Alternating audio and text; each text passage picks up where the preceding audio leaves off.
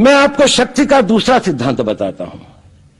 मुझे नहीं मालूम कि यह सिद्धांत मुझे बताना चाहिए या नहीं, मुझे यह भी नहीं मालूम कि यह सही है या नहीं, लेकिन क्योंकि मैं इसको मानता हूं और मुझे मालूम है कि इसके बारे में कई लोग जिनके हायर मॉरल वैल्यूज हैं शायद न भी समझते हो या न भी वो रखते हो, लेकिन एक मेरा विचार है, चाहे तो इस पर विचार करें। सब नहीं तो कुछ न कुछ लोगों को शायद इस विचार से कुछ सोचने की और कुछ करने की प्रेरणा मिलेगी।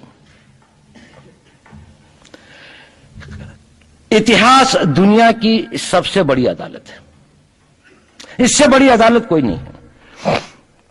सुप्रीम कोर्ट में क्या हुआ, हाई कोर्ट में क्या हुआ, लड़ाई के मैदान में क्या हुआ, इलेक्शंस में क्या हुआ, ये सब बातें आती हैं चली जाती हैं, बाद में रह जाता है केवल इतिहास। और इतिहास का निर्णय हमेशा उसके पक्ष में गया है जो शक्तिशाली था। इसने कभी उसका साथ नहीं दिया जो न्याय के साथ था, जो सही था। अगर ऐसा होता तो दिल्ली में बाबर रोड होती है, बाबर रोड है लेकिन राणा सांगा रोड नहीं है, क्योंकि बाबर आया, विजयी हुआ, राणा सांगा हार गया।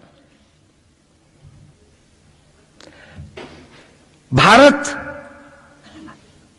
की हिंदूशाही किंगडम अफगानिस्तान से होती सिकुड़ती सिकुड़ती सिकुड़ती यहां तक नहीं आ जाती। हमने किसी पर आक्रमण नहीं किया, हमने किसी के जीवन मूल्यों को नष्ट नहीं किया, हमने किसी के धर्म ग्रंथों को और धर्म स्थानों को नष्ट नहीं किया। शायद हम न्याय संगत थे, शायद सत्य भी हमारे पक्ष में था, लेकिन शक्ति हमारे साथ नहीं थी।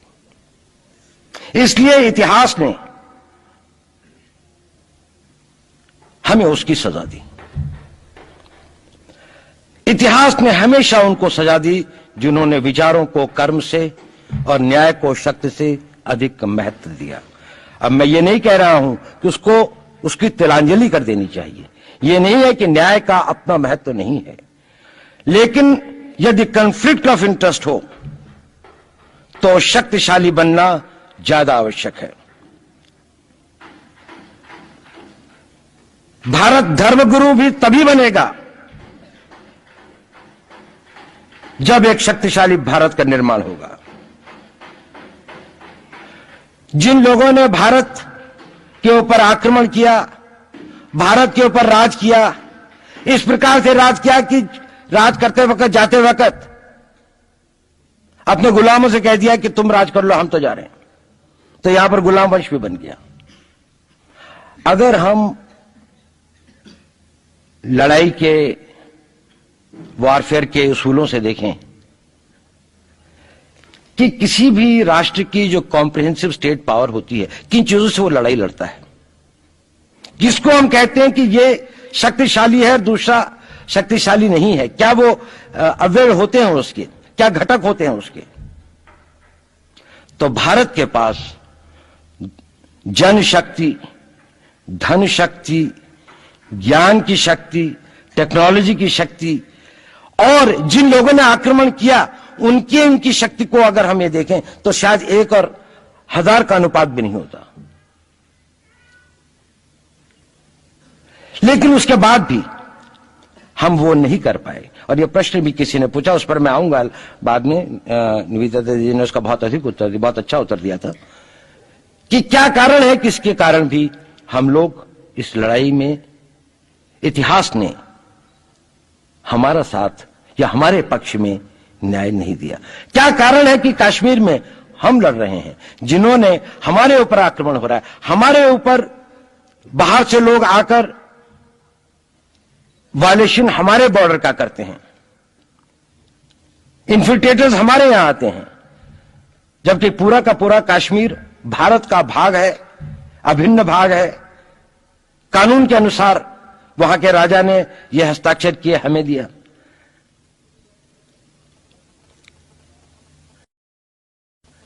क्या कारण है कि करोड़ों की संख्या में बांग्लादेश से लोग भारत में आते हैं, हम बाड़ लगाते हैं, वो लोग वहां से मना करते हैं कि आप हमारे आदमियों को आने दीजिए, और हम कुछ नहीं कर पाते। और भारत में 2 करोड़ नागरिक रहते हैं। हम हर एयरपोर्ट के ऊपर में इमिग्रेशन की चेक पोस्ट लगाते हैं कि कहीं पर कोई एक आदमी बिना पासपोर्ट के या बिना वीजा के भारत में प्रवेश न कर जाए। यहां पर लाखों की संख्या में, करोड़ों की संख्या में लोग आते हैं। सुप्रीम कोर्ट भी ये वो करता है कि जिन लोगों ने जो इसके लिए जिम्मेदार हैं, उन्होंने जो काम किया है वो भारत के ऊपर आक्रमण के बराबर काम किया है।